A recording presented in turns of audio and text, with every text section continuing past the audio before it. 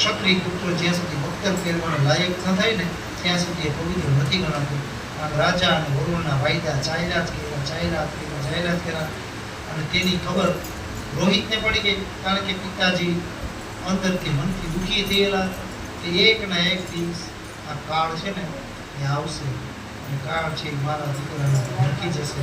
માટે આનાથી ખૂબ ચિંતા અને વ્યાપકતાથી ભરેલા એવા હરિશ્ચંદ્ર રાજા પોતાના દીકરાને ન આપવો પડે એના માટે થઈ અને ઘણા બધી પ્રકારના બહાના બતાવી અને કહેવા લાગ્યા રાજીયાના લગ્ન બાકી છે, એના પુત્ર છોકરાની બધા બાકી છે, એના પુત્રને હું રમાડી લઉં ત્યાં સુધી અહીં તમે રાખો. કારણ કે આ જગતની અંદર માણસને વાસના છે ને એ છૂટતી જ નથી.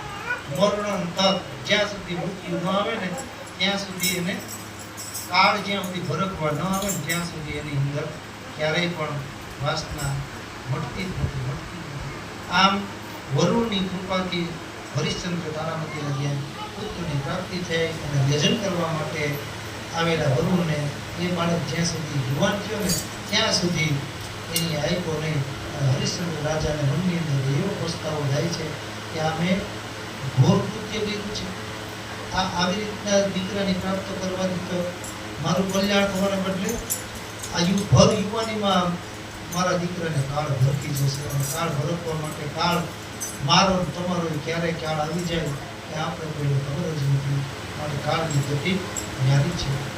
કોણ જાણી શકે કાળ છે